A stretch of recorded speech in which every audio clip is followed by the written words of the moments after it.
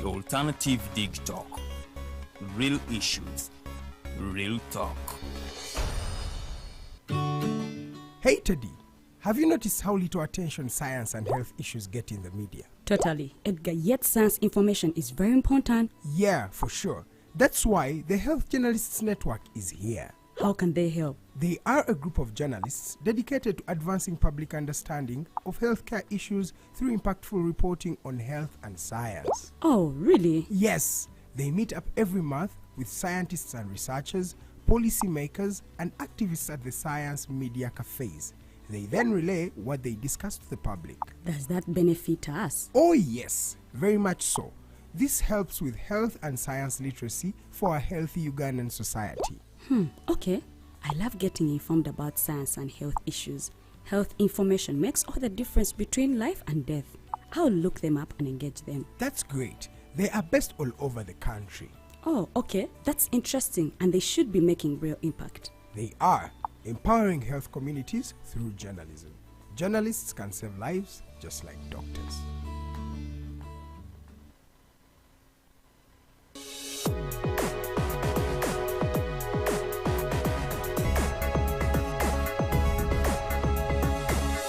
The Alternative Dig Talk. Real issues, real talk.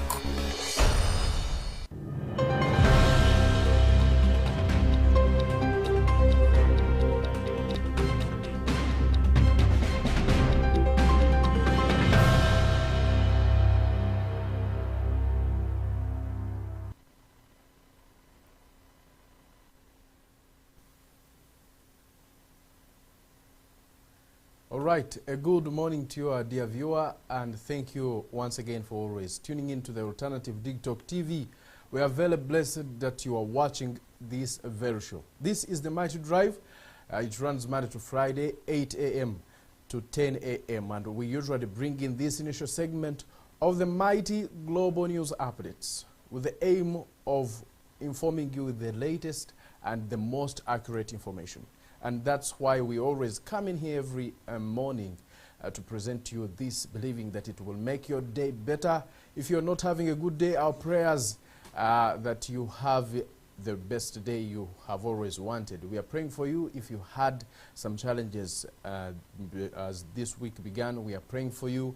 And if you're enjoying each day, we thank God that you are among those people who are happy with what they have. It's another opportunity to do better than yesterday, and we pray for all the good luck you need as you start this day. If you're a business person, if you're doing anything, we pray that may you achieve all your desires. If you're watching this platform for the first time, this is the Alternative Dig Talk TV. Consider subscribing, especially if you love matters of national importance. You will not regret. Here, we prioritize matters of national importance, and if that is something you love, if you love accurate information, information that promotes positive change in society, you are in the right place. So hit that subscribe button down there and like. You can also share this conversation with a friend. And now I'm taking you through the mighty global news updates. We tell you what's happening in the country. We tell you what's outside. Many of you have been asking what could be happening in Iran. We've come with that information for you as well. We also have many stories here in our country, Uganda. And to start with, the Lord Mayor for Kampala, Elias Lukwago, is asking the government to revise the budget, the proposed budget for the Kampala Capital City Authority. Honorable, the Lord Mayor Elias Lukwago has already written to the Speaker of Parliament citing concerns in the budget, that in the cut budget from what they had planned, what the money they had asked for from the government, and now they are receiving less. And the KCCA budget has been cut from over 916 billion, and the reduction is around 230 billion, 25% reduction. And now Lord Mayor says this will affect service delivery in the city, and all this money has always been used to clear the drainage channels, construct roads, and help in very many other activities of the city. And now they are saying that if this money is not there, the city will face more challenges. And this comes at a very critical moment where even we are seeing floods in the capital city. And now if the budget is reduced, Lord Mayor Elias Lukwago says this could affect people even more. There will be no money to even clean the drainage channels that are already existing. And now he has already written to the Speaker of Parliament of Uganda to see a way of how they can help the Kampala Capital City Authority get some more funding for the projects they have here in the city. The Lord Mayor also asked the Leader of Opposition, Joel Senyonyi, to find a way of helping the people of Kampala. He says they should not keep quiet when they can actually do something. And now we are waiting to find out what will happen next, but the Lord Mayor and the technical team from the Kampala Capital City Authority says this money is inadequate to finance all the activities in the capital here, Kampala. And the Prime Minister had asked ministries to submit the ministerial policy statements to Parliament before 12th March. And now the Kampala Capital City Authority had done the same, but now the budget is reduced. They are saying they have failed to draft a clear budget with the money allocated already. They are saying the money is very little, and now they are waiting to see how even the City Council can find ways of drafting a clear budget. But the Lord Mayor says the money is not enough. This will affect service delivery. You will tell us what you think of that in the comment section, and we will be very glad to receive your opinion regarding that. And still in the similar manner, the flooding in Kampala. There has been flooding in the city for some good time since the rain started, and now very many people have been crying to the government, some asking for support and compensation from the government because of their lost property.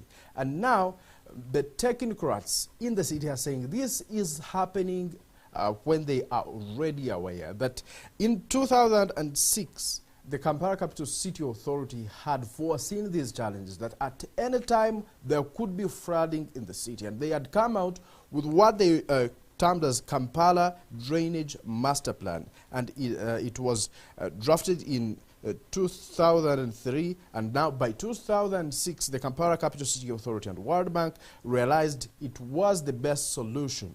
They realized the drafted Kampala Drainage Master Plan in 2003 was very necessary. Now in 2006, KCC and World Bank also decided to find a way of putting that into action. The government had to construct 8 drainage channels, that is Kansanga, Nalukolongo, Nachivubo, Lubiji, Kalidubi, Chinawataka, Nalubaga and Walufumbe. All of those drainage channels were to cost over 836 billion Ugandan shillings. And the government said they never had enough money to construct all of them at once, but they could construct one by one, putting at least 8 billion aside per year, then in 10 years to finish this work. And now since then, since 2016, 10 years after, that means up to now, 2026, all these drainage channels would be very well constructed and up to standard. But up to now, most of the drainage channels have not been worked upon. And now the city, the Kampala Capital City Authority is saying if this does not happen, these floods will continue happening in the city. And now, even the World Bank had offered to fund this project. The Kampala Drainage Master Plan, the World Bank had offered to fund this project. But the government failed to compensate the people, especially those who were near the drainage channels that had to be cleared in order for the government to implement this project. The World Bank was not going to pay compensation fees for the people that would be affected. So the government of Uganda had to fund some of that. They had to pay these people to compensate them, the people who would lose their property because of this plan. But now the World Bank would offer the money for the constructions, and now this did not happen. The government failed to do that, and now World Bank also withdrew the support. But some of the projects that had been done by the World Bank, they were done in ways that World Bank did not appreciate, especially the Lubiji drainage channel.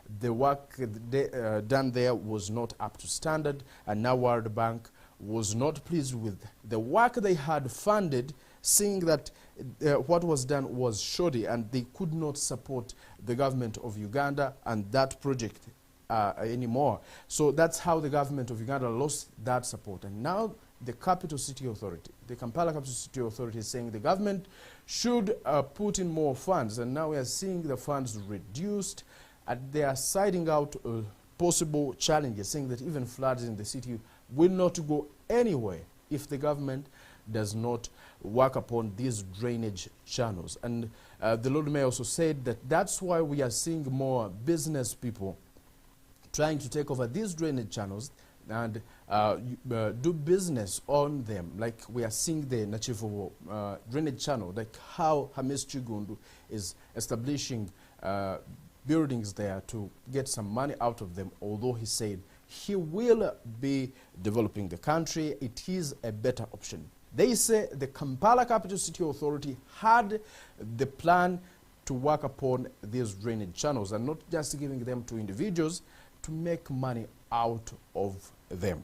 And away from that, on a sad note, we are learning that in Seta Nazigo Mukono, a man has been killed, and the husband was killed by the wife and his children. According to the reports coming in from there, the locals say it is very likely that the family members are the ones who killed the one Chiseka Charles. It is said that the conflict arose when the father, Mr. Chiseka Charles, asked the daughter not to marry the man of her choice. And now the girl wanted to bring in the husband, and the father did not accept, did not agree to this marriage. So he was unhappy with it. He did not accept the girl to marry the boy or the man of her choice. This, the people say that this could have triggered this sad incident, and that this is not happening for the first time. For so long, Mr. Chiseka Charles has been abused by the children, by his children and his very wife. They have always been beating him, but this time around, they brutalized him to the point that he lost his life. And now police has already arrested 5 of the family members, including the wife to the deceased now, saying they will help in the investigations. But the locals say there is no doubt that these people could have killed their parent. Now, these children could have killed their father. Even the mother could have also helped in killing her husband. That is the sad news coming in from there, but the police has promised that the investigations are ongoing to find out more and to clearly identify whether the family members are the ones who had to kill their very own head of the family. Away from that story, we are taking you to another story related to the Kampala stories that we have been sharing here. And now the business community that had lost their property during the recent floods that happened on the 31st of October last year are asking the government to come in and support them as they had promised. We saw the Prime Minister last time, and we were here talking about that incident and how the government had promised to compensate people. They are saying up to now they haven't received any single coin. And some of them are actually saying that they had the president himself say the money was released to compensate these people. But up to now that they are not seeing the money. And this could be that maybe they think there are some officials in the government who could have taken this money for their own good. And now they are calling upon the government to compensate them. That up to now some of them had loans and they are just accumulating, that they needed this support as soon as possible. And if not, by 25th of this month, they have to close their shops once again, showing their discomfort. And they are asking now the Prime Minister, Right Honorable Robin Anabanjo, who had come there, who had offered, who had promised to support them, to bring in this money and support them as soon as possible, saying that the government left them alone. They are not being helped. They are stranded. They do not know what is happening next. But most of them are saying they had the president himself give out this money, say he had given out that money. And now they are waiting for, to receive it. They are not seeing it. They believe it could be stuck somewhere, but the president had already cleared this money. And some of them are bitter, saying the government is sponsoring what they see as non-beneficial to the government. They cited about the issue of the TikTokers. They are saying that the TikTokers were given money, yet they don't contribute largely to the government, to the development of this country. And now people like them who pay taxes, who are supporting the government, providing jobs, they are not being looked at, that this money was too much and they could have also been helped in one way or the other. Now they are asking the government to work upon their issue as soon as possible, not going beyond to the 25th of this month, 25th March, that if the government does not work upon their issue beyond that date, they are to close their shops once again. Taking you outside Uganda, we believe you also have to know what's happening there. Most of you always ask what is happening in Iran, and we give you the most accurate information. Now, since the war broke out between the two countries, we have been updating you, telling you what's happening over there. And now, up to now, the airstrikes are continuing in all the countries in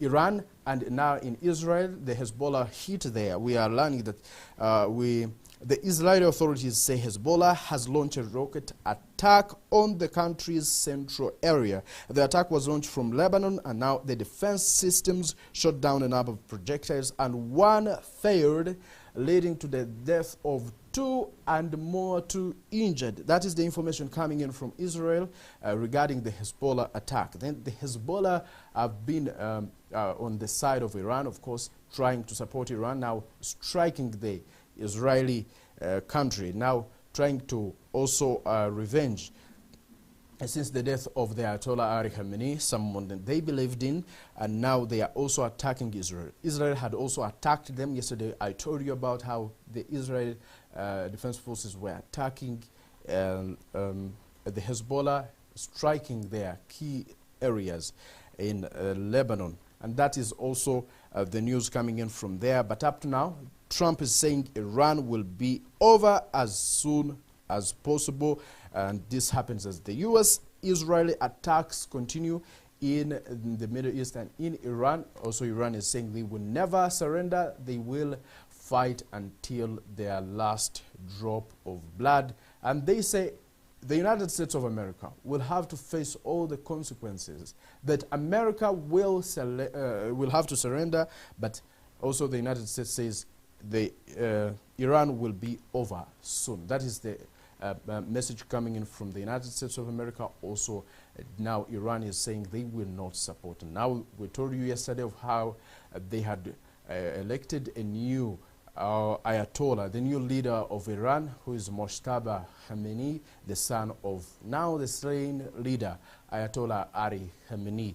We are waiting to see what will be coming out of that particular area, but the information coming in shows that now Israel has been attacked by the Hezbollah, but we are learning of press censorship in Israel, that the Israeli government is not allowing the news reporters to report about what is happening in Israel, especially regarding this war. They are not supposed to show where the missiles are coming from. If the missiles are coming, we have heard of reporters saying they are not allowed by the government to show how the airstrikes are coming in Israel, how the attacks are happening. They have to first get verification from now the Israeli government to report about anything. And now many people are saying this could be a way of silencing the voices of the people of Israel who are not in agreement with the war, or even hide the reality from the public. It is always the Mighty Global News Updates, a special moment always, where we tell you what is happening in this country, believing we are making your day better by keeping you informed with the very latest and the most accurate information. I am Kenneth Remeremberwa. Good morning for now.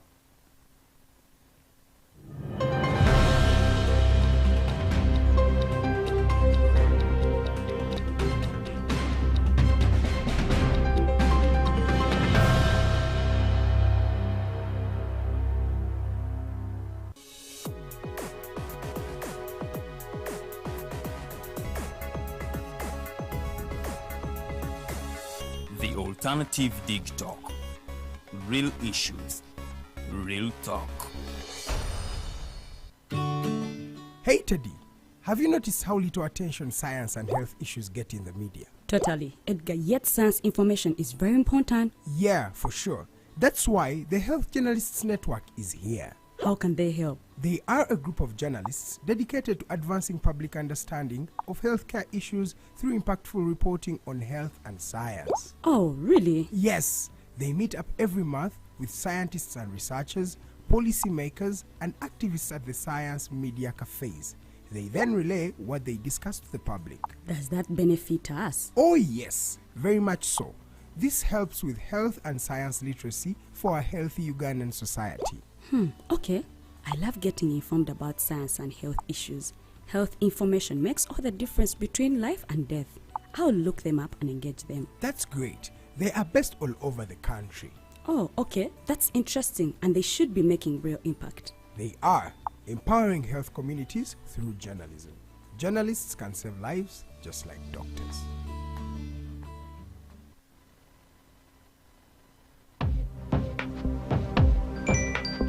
But at the church, Tolly man, what's up? man, can you imagine people just dump everywhere? Someone drinks water and throws the bottle wherever. Come on, Rogers. What else do you expect people to do with an empty bottle? Simanya now, did you know that plastics take at least 450 years to decompose? What? That's a long time. Exactly, because plastics are made out of a lightweight and flexible material that doesn't decompose easily.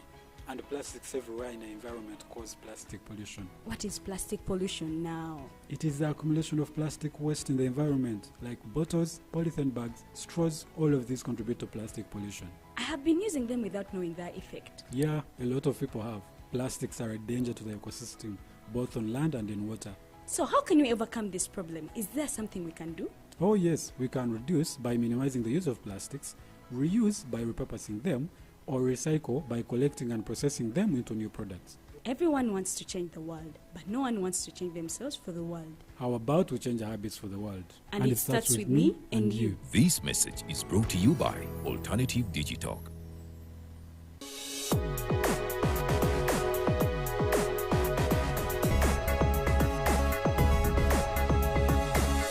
The Alternative Digital.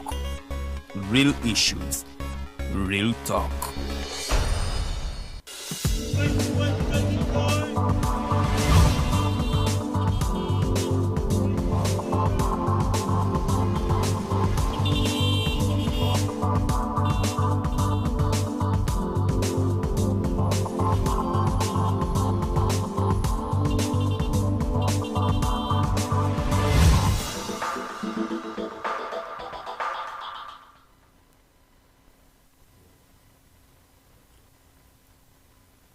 Amacha amalungi nsuubira nti twasuze bulungi. Ennaku z'omwezi ziri 10 omwezi tuli mu gwa March omwaka tuli mu 2026. Program ebeera Mighty Drive tubeerawo wano buli lunaku essaawa zibeera 2 ez'okumakya paka ssaawa 4 era tutambulira ddala n'omugenyi gwe tuba tufunye olwo olunaku era nga tuwogera ku nsonga ezibeera particular to that guest gwe tuba tulinaye mu studios. Olunaku lwaleero lwakubiri era nja kubategeeza nti mu studios zingenda kuba ntuddemu n'omukulu Maseruka Sadat okuva mu kibiina kya Democratic Front gwe kyetumanyi nga DEF ekikulemberwa omukulu Honorable Matthias Mpuuga. Tugenda kuba nga tutunuulira economy nga with the socio-political atmosphere or situation after the elections era ebintu byali badde bitya era gwe osuubira kiki ekyandibadde kikoleddwawo.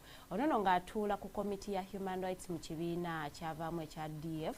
Tugenda kuba nga tutunuulira n'ensonga ya human rights violations eyaliwo previously mu kalulu ke twakavaamu and what should be done okulaba nti ate embeera eyo etereera oba ebeerako yaddeko ate era tugenda kuba nga ate tutunuulira economy nga bweri vis-a-vis leadership, regional leadership gye twafunye olw'ensonga nti saawa eno omukulembeze w'eggwanga Uganda ate ya leading summit ya leading heads of state eya EALA oba East African East Africa Legislative Assembly tugenda kubanga ate nayo tugitunulire the chances that we have olwokuba nti we are holding the highest position in the region sobola okulaba nga oba tusobola okukozesa that leadership position as an influence influencing domestic politics here in Uganda and the economy at large. Olunaku lw'eggulo nabategeezezza nti a lot of things are happening politically lwakuba nti abasinga ku ffe tuyinza okuba nga tetubigoberera bulungi nnyo, from the war that is happening in Iran paka wane South Sudan ate wuuyo Congo paka wane waffe Uganda.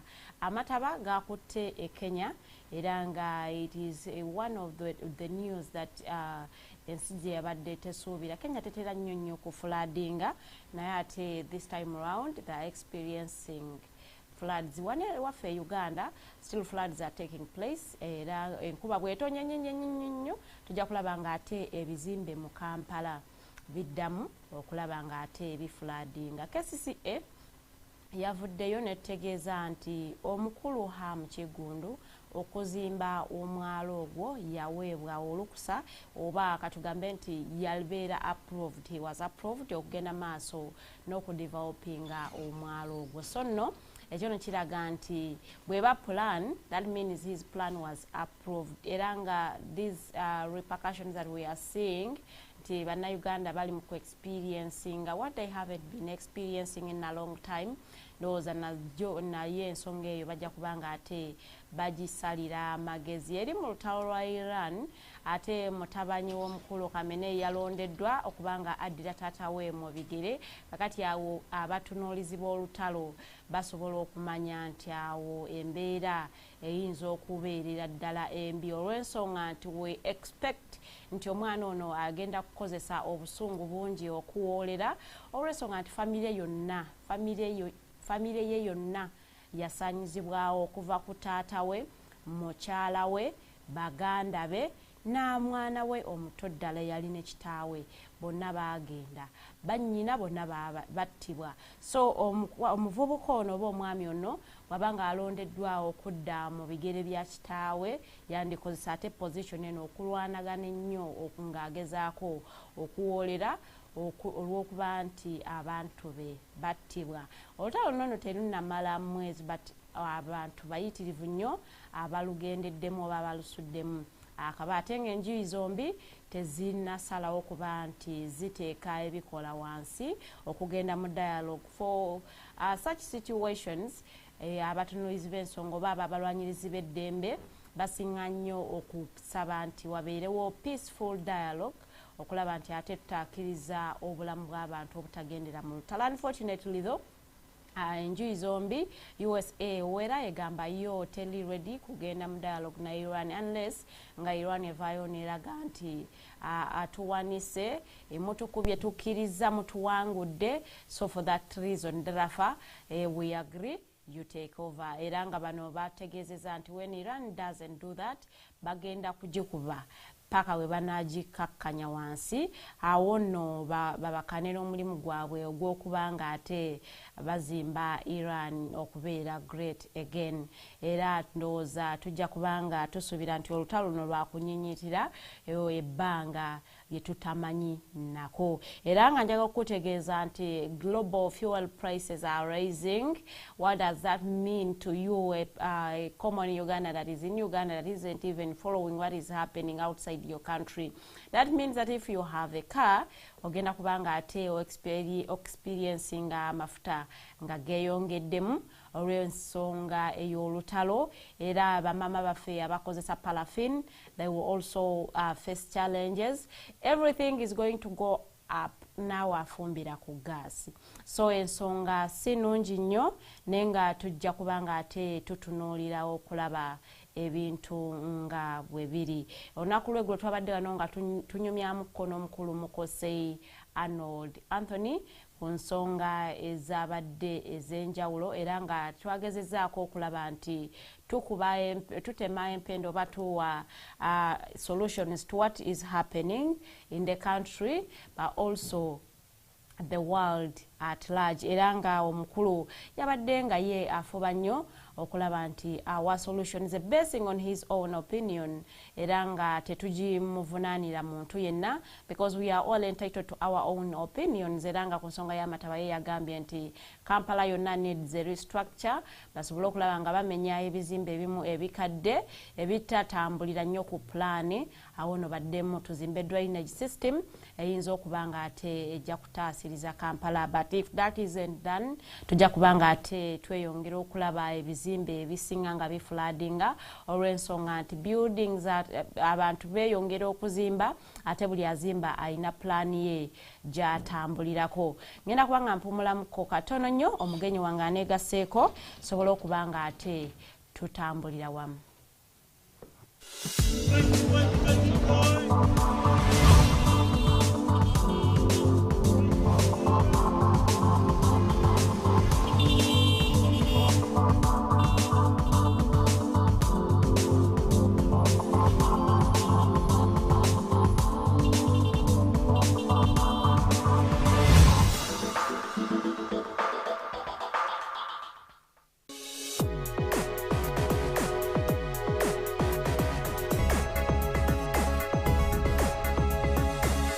The Alternative Dig Talk. Real issues, real talk.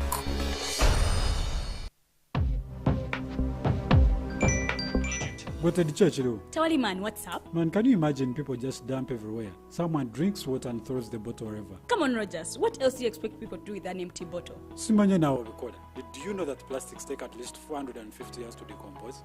What? That's a long time. Exactly. Because plastics are made out of a lightweight and flexible material that doesn't decompose easily.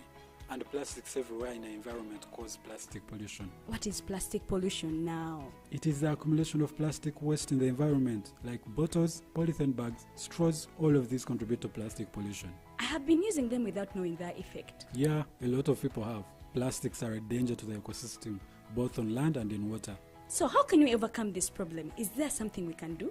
Oh yes, we can reduce by minimizing the use of plastics, reuse by repurposing them, or recycle by collecting and processing them into new products. Everyone wants to change the world, but no one wants to change themselves for the world. How about we change our habits for the world? And it starts with me and you. This message is brought to you by Alternative Digitalk.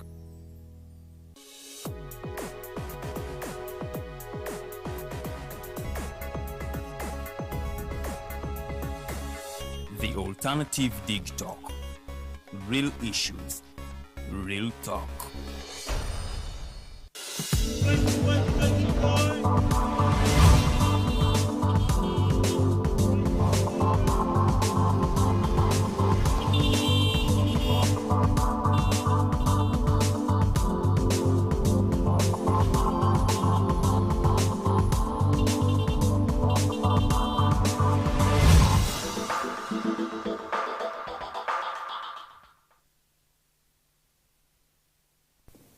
Tokolikayo mukuwumulamuko. I can now authoritatively say that omugenyi wange mwali mu studios era tujja kubanga ate tutandikirawo discussion nga bweri. We are going to be understanding the post-election socio-political economy and its implications era nga tugenda kubanga twani parkinga this discussion with Mr. Maseruka Sadat okuva mu kibiina kya DF era nga ajja kubanga atubuulira how they performed the election and whether they are okay with their performance, and then tutunulire the post-election economy of Uganda and what could be done if that is to say that the economy isn't as we expect it to be. So nkubiriza nnyo ojoininge discussion yaffe nga oteweegata ku Facebook The Alternative Digitalk or Digitalk TV, kozesa comment section teekamu endowooza y'oba ekibuuzo kyo, ate ku YouTube ogenda kubanga ate otusanga ku The Alternative Digitalk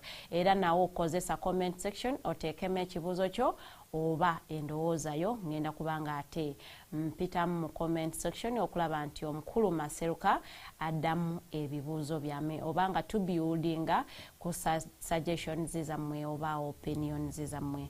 So I am really happy Maseruka kuba nti ntudde naawe. I have always been humbled that every time they call you I am the one hosting, such that I can relate properly to the discussions mbadde naawe previously. It is okay. So nti oli bulungi? Yes, ndi bulungi era abalabi ba Digtalk netondola okutuuka mu ekikeerezi. However, I'm here. Era yes, nebaza okubanga mpeebwa omukisa okujja okukyalako wano. Mbeeko nange byenjogerera eggwanga. Well, alhamdulillah. How is DF? DF yet here? The Democratic Front is fine. If it was a human being, it is healthy. Moving on, probably well. Whereas previous elections, it is atambulanga bwe twali tusuubira. However, we are happy that at least expectations of Fezali at least to have a representation in Parliament. However, basing on the circumstances and for the period that we had established ourselves, it was quite hard to sell the agenda within a very short period of time. However, we are very happy for the performances that we registered in the local government, and we pray that we can build on that. And in the near future, there are still more elections going on. There are by-elections. There are what? So we hope that we will. You might scoop a member of parliament. We will come back stronger. Yes. But you wouldn't want to say that in a short time because you had incumbents. That means that these people babaddenga bali mu bantu era abantu bwe babanga babadde bakolera abantu. They had every reason to take them back. Yes, we had incumbents and we had new potentials. However, it was not a must that every incumbent across all political parties was able to win. Okay. So those of DF were no exception. Because if you look at the mortality rate in Parliament, it was almost 75%. So it is all across, only that maybe Fetula became new. However, it was all over. Yes. Okay. So a lot of people above the younger bagezako contesting results as they were announced by the chairman of EC. Nga bagamba nti omukulembeze eyalangirirwa didn't deserve those results. Would you want to also join the voices and say results stay as weza, or given the situation that was prevailing towards the election nti mwalimu emigozo bano ejaletera to such kind of win, because omukulembeze for the previous elections that we have known abadde tawangulangako with such a higher percentage? Yes, the percentage eva ku bintu nga bibiri nali wano nenkogamba nti tuli mu kalulu ketulimu naye there is no a coherent message from the opposition. Secondly, yes, so the people had no rallying call on what exactly to do. Yes. Secondly, when you look at this, the circumstances under which the elections were held, you will find that there was no a stronger legal framework that would protect those that are participating in that election. And the DF was always saying that let us have electoral reforms, not necessarily for the sake of reforms, but to see that at least there are some assurances and guarantees. Many people won the elections. However, things turned overnight at the Tally Center. Many and they people, were not announced. Yes, many people lost elections in very dubious ways. So they are right to contest those elections. However, when you look at the options of contesting those elections, they are limited. Olwensonga, the law as it is so much protective. One, of the Electoral Commission officials that will with impunity do whatever they want. Also the law protects so much the person that has been declared. So contesting an election here, I'll deal with the consequences. Because kasitanze nangiriro wali nenyira mu parliament kijja kuba kizibu kola ki ogonzijayo olwokubanga amateeka tigali malambulukufu bulungi naye tulabye bangi be bajjayo mu parliament nga ona ayina obujulizi obulaga. The only problem with you abantu abali ku opposition is that mugenda kugamba nti teyawangula mu butuufu naye nga temulina evidence to that. Nanti that is the issue nti yes, that means omuntu aba yawangula. Ebbanga katugende ku presidential elections ebbanga eriweebwa presidential candidate abadde yesimbyewo okunoonya obujulizi afairinga omusango aguwoze banga tono nnyo. Ife tuba tulowooza nti nno as the election is taking place, for you are taking track of all the irregularities that are happening during the process. Most of the elections, most of the violations, electoral violences that happen in an election, especially presidential and parliamentary elections, happen on the election day. That's why we expect so on the election Bokutali sent as the opposition, you have your agents. Yes, that's what we are saying, that ebibaddewo ku lunaku lw'akalulu oyina ennaku almost ntono nnyo okubanga ofairinga omusango all across the country. It is very hard. It is not actually feasible. Realistically tekisoboka. Kisoboka singa muba mulina mwe nga mweteekateeka nga mwalina ba agents all over the country, but also let us agree Maseruka nti namwe aba opposition temubadde na busobozi buteekawo bantu banaalabiriza buwanguzi bwamwe oba loosi yammwe all over the country. No, and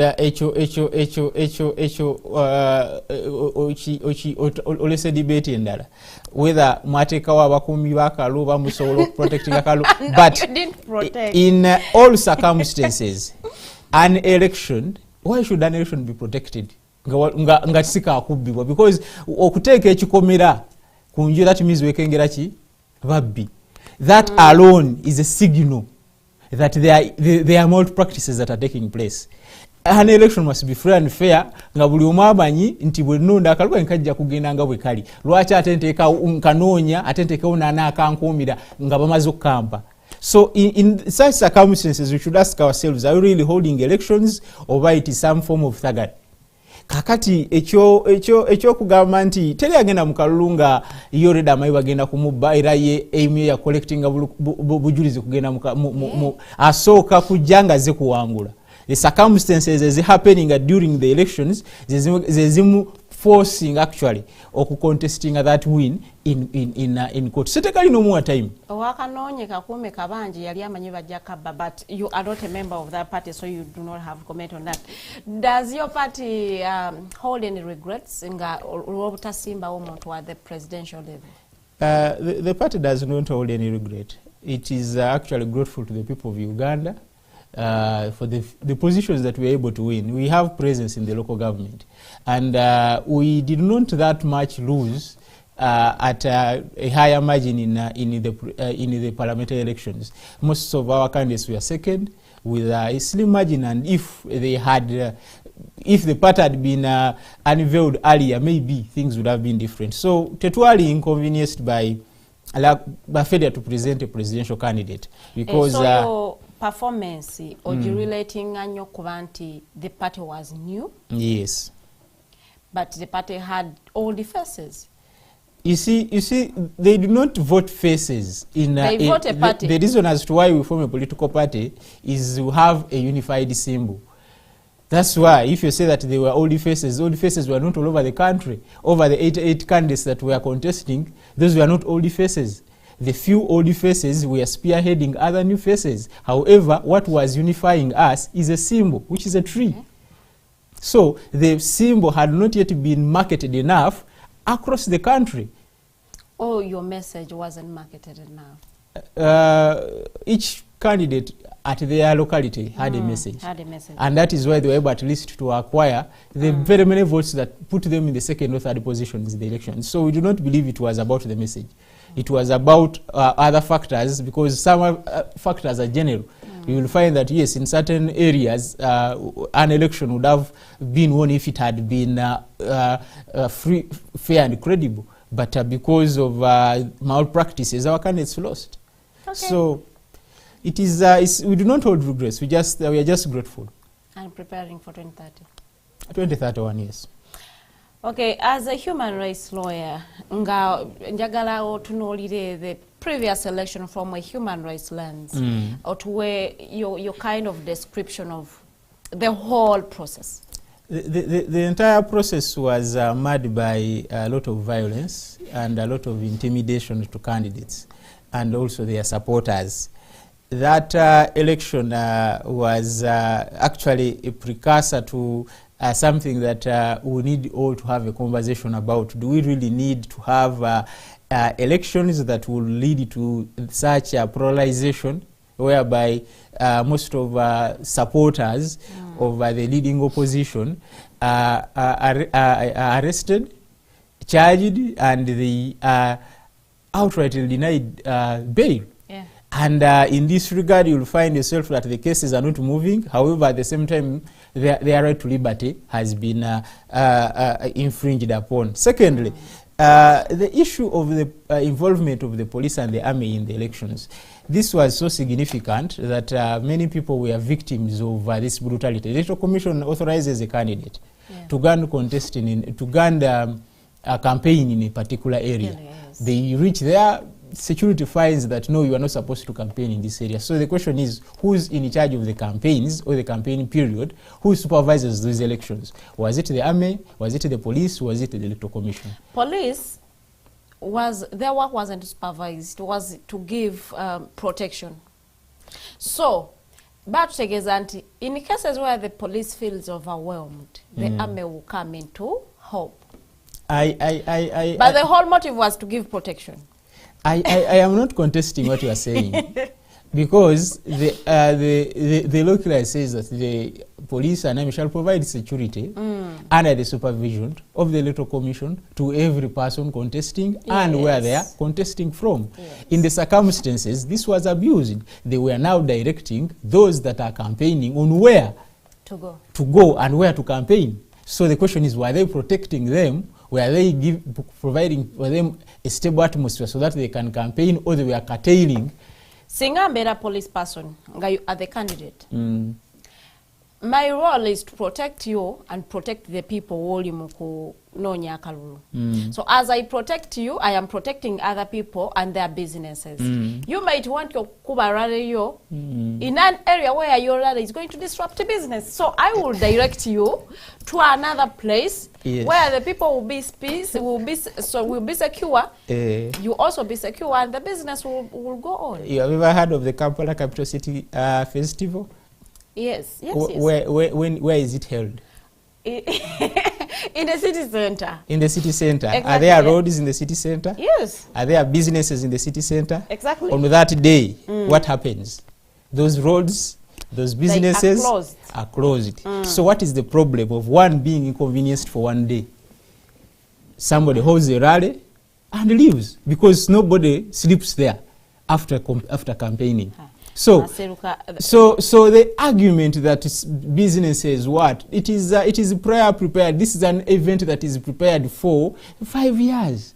So if somebody is to campaign in a particular area and you say there is a market there, let the vendors accept that this day somebody is going to campaign among the stars. On one day, I've told you we can close the entire capital city for a festival.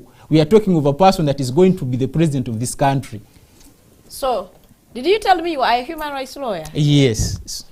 And you are telling me I should be inconvenienced by Maseruka's rally. You see,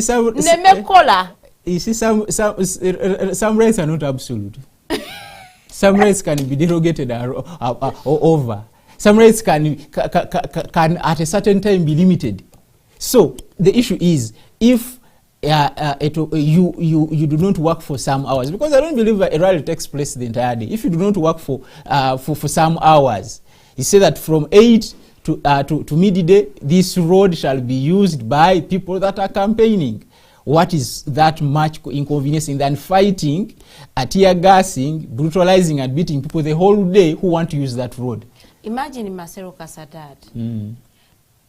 Are you imagining the whole situation as you approach? Yes, and whatever I'm trying to imagine. We have 80 candidates that are going to come and campaign, and every time they campaign, we close the market. No, and that is also a wrong perspective. Not every candidate campaigns in where the other candidate has campaigned. That's not. Every candidate furnishes with the Electoral Commission their campaign program and the venues where they will campaign from, if those venues are approved.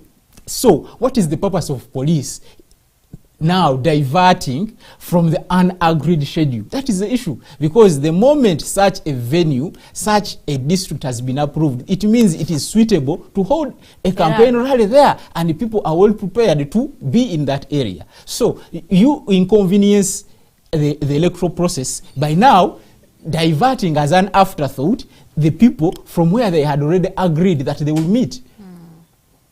That is it. I really do not want to agree with you. You may not because agree. I am pro-people. I am more pro-people than you, because they have never seen people in those areas saying that let this so and so not campaign in this area. No, it is the police that tell you, you will not use this road, you will not use this venue. Please find another venue. We have found that this venue will be small. So their issue has never been with the people they have gone to campaign to, because it is them that they are cardinal right to be campaigned to, so that message reaches them. That is inconvenienced. And if they say, yes, for us we shall not work today, you come and campaign amongst us, where do you find the inconvenience and loss on their behalf? But what you have a monty value protecting your would be voters abayinzo kulonda singa venue eberantono and the suffocation and everything that comes with having big numbers in a small space. I have no issue with an argument that this venue will be small. But my question is the road small for all the users? Because people are blocked from using certain roads. So the question is, certain reasons. Which reasons you are giving is that people will suffocate, which I find very, very, very audacious. That really a road that you use for the last only 10 minutes are enough for somebody and their crowd to pass. But you also, let me give you a very realistic situation. Nchoso kusanga campaign mujita mteze ababatambula oyinza okulwa mu jam for a full hour singo obosanza abantu abo nga balina we balaga. You see no basanga Jinja Road nga their rallies in Mukono. My dear, if you are going to Jinja, you will reach Jinja in the evening. You see, that is what we always say. Democracy has inconveniences. You see, that is why we pay a huge price to all the elections. So you being inconvenienced by 1 hour for people that are current, because because currently, if it is done currently after elections, you will have justification to quell that procession. However, it is within the timelines for elections. Everybody will understand. For instance, the Bagisu every year hold their Imbal festivals. They move all across. Every odd year. Okay, every odd year. So in every odd year, you understand that these are the Bagisu, they will inconvenience us for some time, and we shall meet them in the next odd year. But however, we always find that we want to be assertive even in things that require some level of compromise. Yes, if, for instance, you are going to Jinja and you know that there will be a rally in Mukono, plan early. And it's not going to be like that every day, because it is only for that day and that particular candidate. You will find that it is only 1 or 2 candidates that actually have the crowds.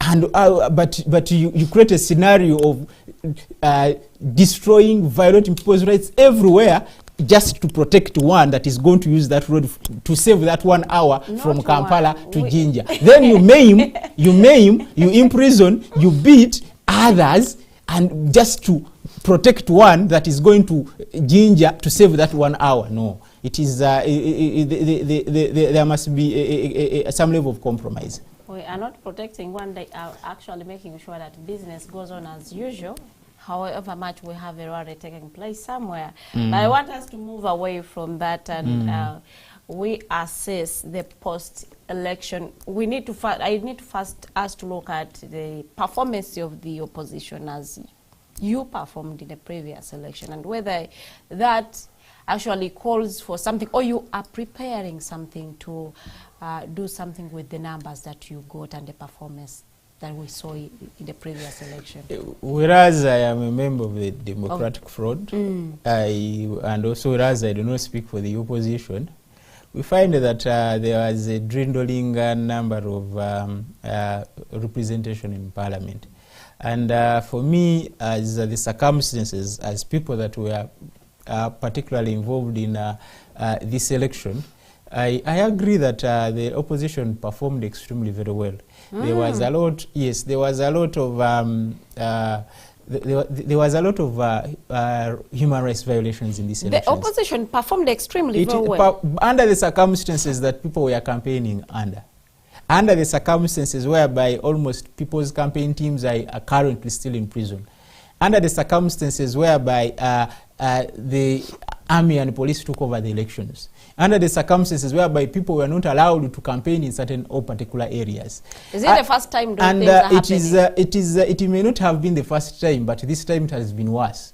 Under the circumstances of the current legal regime of the electoral laws that we are participating under, you clearly see that there was no order. Candidates are denominated in the middle of the elections. You find that people's mandate and win has been overturned at the tally center. So you find that candidates are voted while in prison. You find that so all those circumstances really do not paint a glory picture. So the numbers, and whereas they were dwindling, but we have to juxtapose them and compare them to the circumstances under which the people were performing. So they performed extremely very well. So it is only that we have to assert that there must be some assurances and guarantees that we are going for elections that are not for do or die. So if I am a member of the opposition, I should come out and chest thumb for the results that we announced. You see, there is having your leader of opposition having a 2 million against 7 million. You see the 2 million or 7 million is based on the circumstances I'm telling you, because you'll find that most circumstances zaliwo 2011 zaliwo 2025 zaliwo 2016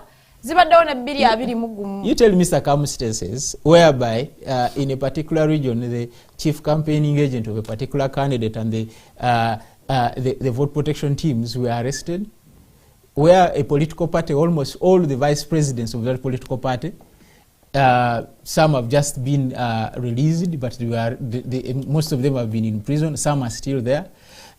You explain how the 7 million come up vis-a-vis the 2 million. So it is, and the 7 million and 2 million, I don't know the verification apart from the announcements that we have, because elections must be also not only credible, but they must also provide accountability that sincerely you lost in this particular district.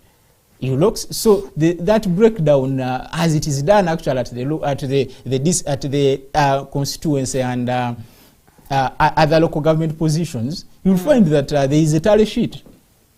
As a journalist, have you accessed the tally sheet for the presidential elections showing that particular candidates got various votes in particular district or constituencies? Because it's a right for a candidate to receive. So we are during the tallying of those elections, for us who were able to access the National Tally Center, while you were laptops or computers, where Chairman EC would come and announce candidate wati aliku milioni 3 na aliku 1 na aliku 2. So he would not come out clearly to give results the ginger, but he would say, if you want to know where these results are coming from, you can go and access our portal. Be that as it may. And you know exactly. You are explaining exactly what happens. Yes, I am explaining exactly what happens. Even elsewhere, they declared so and so has garnered this number of votes. Did you have access to know where those results were coming from? Yes, thereafter, it is a right of a candidate to ask for a breakdown through a tally sheet, and that is printed and given to the candidate. Did the candidates ask for those tally sheets? And as a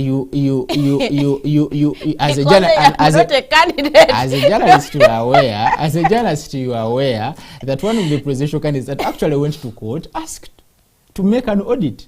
That one, who withdrew the case? Asked to get that tally sheet. Yes, my question is, if he did not access it because they told him of the cost and implications of getting the same, and he withdrew his matter. So it is not, and also, currently people are still demanding that if they cannot give us the tally sheet, let they display on their website that this happened in this particular district and this is the return that we were able to garner. So the circumstances under which these elections were held. Who are these people? Because I am not hearing any voices in such questions. Everyone seems comfortable with the results. No, most of the people are not comfortable with the results. But we are not hearing and any voices you, me, and others all have equal rights to have the same demand for the same results. So if you are not hearing, I am hearing them.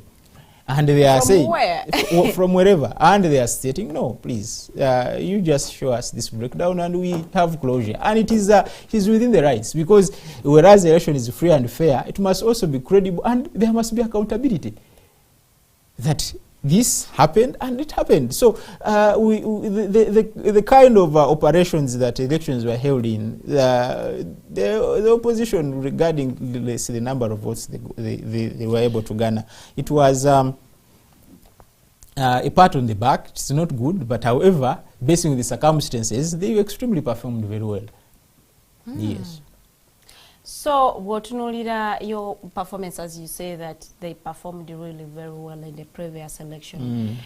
When we look at the opposition in its entirety as it stands right now, would you be proud to say that the opposition now is strong? Is it at its weakest? Or performing? Based on the performance, the opposition is at its weakest. Why would you perform extremely very well and then you are your weakest? See, it is not the role of the person you are competing with to make you stronger. So whatever they were doing was aimed at making us weaker. So, and it is in that weakness that we are able to have this dwindling performance. However, if the circumstances were different, our performance would have been different. So, and also the strength of opposition is seen with the number of representation it has. So, so the weakness does not come basing on the way we performed. It comes also in the numbers that we are able to push through regardless of the circumstances. So the opposition is weak. It was disjointed. The information or message was not there. There was no cooperation and having similar synergies to see that all of us work together. Whereas we may have been in different political parties, but we have joined efforts to see that there are issues of common cause. We support each other. That was not there. There was also lack of identity of most of the opposition candidates. Are they opposition? Are they not opposition? Are they not? And this was also created by the fractions and the infightings in the opposition. So the opposition is weak at the moment. One, because of the numbers and the way it conducted itself towards and during the elections. What does the opposition need to do to rebuild themselves, but also build public trust? Because it seems like abantu batandise okubajjamu obwesigwe. So at your weakest, what are you looking at? Planning a kolachi? Yes, there must be first of all talks of unifying the entire opposition, especially through efforts in Parliament and also outside Parliament. I'd say there should be efforts of unifying the opposition, because in Parliament, opposition, the few numbers as they are, they have to work together so that they can put up a spirited fight for the people. So it is not about whether it will be possible or not, but it is a must that they have to find ways of working together, because it is needed. The other numbers are overwhelming. The only way is to unify. Also outside Parliament, there must be conversations of how political parties will work to garner space that has been occupied by the current government. It does not mean that they must be friends. There must be a minimum standard of working together so that there is a reduction in the number of the NRM, and also the spread of the opposition message, and also to instill further hope in the people. People voted, and currently they are still waiting to get that message. So there must be joint efforts whereby whatever number of votes one got, they can work together and see that the opposition and its message and also their supporters are kept with hope, are given a direction, and are given a message that will drive the opposition towards the next elections. Do you know why I asked whether it is possible? Is because that they are not in good terms with the leading political party, opposition party. Okay. So wogamba nti tugenda vaayo mukolere wamu waliyo abantu abakosebwa at a personal level nga they are not in parliament naye nga they are lost bayina political party gye bajja attachingako. Kakati this all is happening in the opposition. If that was happening, it is opposition against the NRM, that would be understandable. But there are those voices that feel like they are not in parliament because of a certain political party. Do you, given that situation and circumstance, you still stand kunsonga yongo gama? It is still... Yes, I do stand on it because elections are not personal. Representation of people is also not a constituency is not personal to holder. Secondly, some candidates lost not on the circumstances that they were being fought by their fellow opposition candidates. Some lost for other reasons. Secondly, a loss has happened. We should all accept that yes, we lost. However, we must move forward, and we are not going to continue with the bickering that caused the losses. And we lose further because of personal ego. It is actually the Democratic Front is mature politicians that know that elections are a part of life. You win or lose, and we do not expect members of the Democratic Front not to be open to holding discussions or to having a semblance of unity with other political parties. But you can ask others if they are willing to walk the talk. We are here and we told them that we should need electoral reforms. You know who refused to join us in that cause. We are here, we are telling you that we need to unify, work together, and see that in the near future some of the mistakes we made are not repeated. Okay. You wait and ask whether they are willing to be part of that. That's why I tell you that these efforts can also be seen who shall be a bigger person in Parliament, who shall lead others for unification, who shall lead others for the common cause, and that shall spill over to the public. And if not, the public shall galvanize itself, choose who they will find to unify under, and the opposition will move. So those are personal issues. And so there are those that you are claiming that lost. They had the right card as they stated, but they did not win. So whom do they blame those ones? I may not know who they blame. So therefore they should come. And, but I am very sure yes, that it is practically not possible that you are going to work with someone that you broke off from. You had the reason, then you want to tell me this. The fragmentation itself created this mess that we are in. So working together is one of the ways of reducing all the mistakes we made. And it does not mean that the disagreements were personal. Some were ideological. Some were, so driving this to be a personal issue, it is demeaning to the character of some of the politicians that have stood the time in this country. They know, despite the criticism, despite the failure in an election, it has never been personal, because people do so because of advancing different agendas. However, if opportunities present themselves for holding a credible and truthful discussion, the Democrat Front can be ready for that. Okay, but who is in the right position to drive that agenda of unity among the opposition? Because Katwai Gambia leading opposition party na ye leader wayo alikulira kunsko. So ani motof, because there are some voices as Gambia right now the opposition lacks that figure to lead them to have a unified opposition. You have another, kind of thought. When leadership is not called upon, the vacuum is always occupied by those that are ready. However, but there is a vacuum, so yes, we are the vacuum will be occupied by that organized group that will find that there is a need as a country to have a conversation regarding the opposition unity. Second, there are various seasoned politicians in this country that can offer themselves. I will not name many, but I know that they are there, that can take on the mantle to spearhead this very critical discussion of having a unified opposition. So it is not about the particular person I believe or I see, because I will be biased.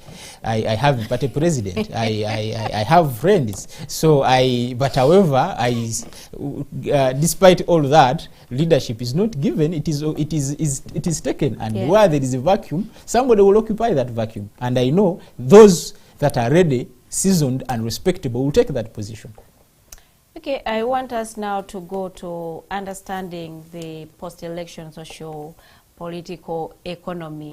Wane wafe Uganda wetuli. Gwotunulira emberanga bweri. How would you describe the socio-economic environment after the election? After the elections, people should understand that the money that you always ask for from candidates. For me, my vote is 5,000. So my vote is 20,000. That money must be is not gotten from Mars. It is gotten at a cost of reducing on certain other productive areas in the economy. For instance, if somebody is a manufacturer and is campaigning, that means he will stop producing soap and give you the money so that you vote him. So that means after voting him, we'll have to find means of getting that money from you and be able to produce more soap. So if you cry of scarcity after elections, you clearly know that you ate the money for production. And secondly, you should also know that there must be mechanisms of now siphoning that money back. So the socio-economic situation after elections or post-elections is massively influenced by the level of expenditure candidates that happens during elections. So the higher the commercialization of the politics, the higher the hardships post-elections, because they will need to put up fiscal policies to redeem that money from the people back into the economy. And it is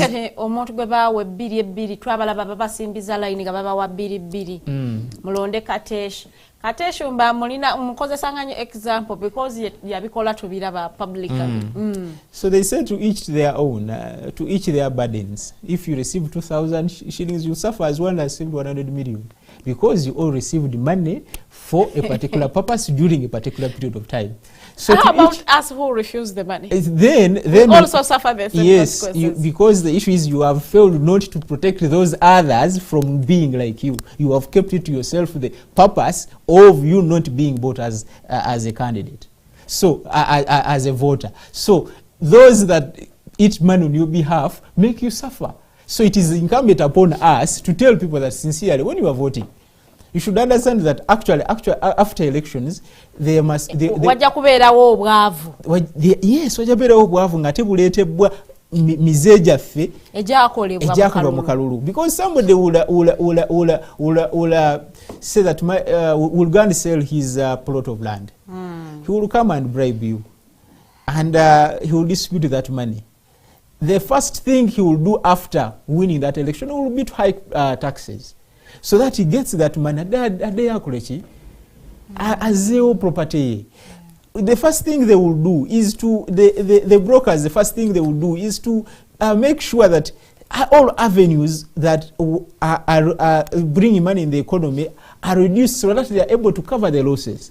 Also, investors that have not been in the country, that's when they will see that now the country is stable, they will try to come back. So before elections, these two issues, actually even the violence in the elections, creates the economic situation after elections, because towards elections tensions are heightened, and most of the investors they fear to invest in an unstable environment. So there is a lot of capital flight during the elections. So after elections, analyzing the situation, whether they can be back and invest in that particular area. So before they come back to invest, that means that if a factory was employing 100 people, 50 will not be laid off, but they will be working without a salary, because the investor is still assessing whether they will need that factory anymore, whether that factory is still feasible to bring business to them, whether the new leaders actually are friendly. So that all will create the economic crisis. So you beat up people, you maim people, you arrest people, you tear gas people, but in the long run, you are sending a signal to the investors that this is not a stable environment to invest in your money. Please hold on. Secondly, the kajanja we have. For me, my vote is 5,000. For me, my vote is 10,000. They will give you the 10,000, but you will pay the 10,000 by 100 million. Naye ako si kajanja, twebuuza ani yakulyetingawo embeera ey'okuba nti bannayuganda batuuka kussa erisaba ayagala okumulonda essente. Yes, it created a situation, because it seems like they are just fitting in the situation that is already happening. Mateka, they have to call quid pro quo. You cannot blame the other of what you are doing. Okitegedde. Toza gamba nti abasaba akalulu bebaleeta situation eyo. Atosobola kugamba nti abalonzi, because asaba akalulu yatuuka n'akusaba akalulu n'omugamba nti watu olina sente tokujja kukola ki? N'alemera ku principles ne mumukuba akalulu. The second time wajja kujja abawe sente, because that's what you want. Okitegera kakati you cannot nkaita kajanya, because people have been told time and again that your vote is not worth any amount of money. Please vote people based on their ideological orientation. What are they going to do? In what economic context do you tell someone not to accept money? Because because giving me 5,000 shillings when I'm going to fail to actually get a job in a factory that would have employed 200 people and only taking 50 people is directly inconveniencing me after the elections, because this 5,000 I will eat for a day. Remember, I am seeking for employment to not only get money, but actually to also get skills and experience. Yes. Now, if that money, the investor that has a factory, after election is going to be heavily taxed so that that money comes back to the treasury, why don't I make it easy for this money not to leave the treasury before the elections, so that after elections there is nothing to justify these stringent fiscal policies to bring back money? Why are you blaming or are receiving an anger wagaba? Agaba sente aina option biri. Okuzikuwa n'omulonda oba okuzikuwa n'otamulonda. Gwalonda eno options biri. Okuzikuwa n'otamulonda oba n'ozigaana. Naye bw'azikuwa ne simulonda tajja kuddamu zikuwa. Bw'ozimuwa n'omulonda n'enkyajja kudda kuwe, because that is the language you understand. So I blame it mostly on those that receive the money, because webakuwa sente you do exactly what you have been asked to do. Senga agaba sente amanya nti ne bwe n'abawa sente tebajja kunonda, definitely they will stop. Okay. However, people go to campaign. 5 years, they are nowhere to be seen. They go back with trucks of money, sacks of money, and indeed they are voted. So you expect them to ditch a winning formula? It is about the voters. And actually, to change something, it has to be the many. Between the candidates and the voters who are the majority. Who can put up a solidified position that no, if you want our vote, come and convince us. Do not send us money. Do not send us handkerchiefs. Do not send us hose. You come and talk to us. It is the voters. So, but to know the monetization of politics as it is in Uganda, we all transfer the blame to the voters. Majority of the blame is transferred to the voters, because a person that needs something from you will have to work basing on your demands. So if your demand is a monetary, of course they will come with monetary promises. If the demand is in service delivery, of course they will come with promises of service delivery. So the problem is not only with the voters, also the candidates themselves have a mentality that they will come and just buy. However, the voters share the largest burden, because even the inconveniences, even the poverty that happens after the elections mostly affects the voters, because you have voted for ABCD, he has gotten a salary, a permanent salary for the next 5 years. For you, you are still a trader in a certain market. Yeah. You have been given 5,000 Uganda shillings. The next morning, KCCA wants 10,000 every day. And why aren't we looking at the root causes of this whole thing? Because the root causes is one, the collapse in what we call ideology politics. The lack of messaging in our political settings. Also the failure to provide services to the people, and also the creation of an atmosphere of poverty. Because there are certain situations where you find that whereas you may not want to give people money, but you'll have to do noble causes so that they are even facilitated to come and vote for you. Because they don't have means of transport, they do not have means of communication, so you'll end up find yourself you are spending to bring them actually to exercise that right. So the breakdown in the service delivery in this country, the failure to address the economic problem and the poverty in this country. Also the lack of civic awareness and trainings amongst the population. And this goes back to the Electoral Commission, because the Electoral Commission, apart from coming and putting their boxes, it has the duty throughout the 5 years to inform people how, when, how to vote and who to vote for in case that time comes. However, the issue of giving trainings on who is the credible leader and who is a masquerader creates this current situation. Those are the root causes, that a person will only go look for money wherever they will get it from. They will come buy the voters at all costs, and thereafter they will disappear. There will be no service delivery, no people-centered policies, no economic intervention, and it will be a cycle for the next 5 years. Why shouldn't we task the responsible people? Let us task Mr. Government now.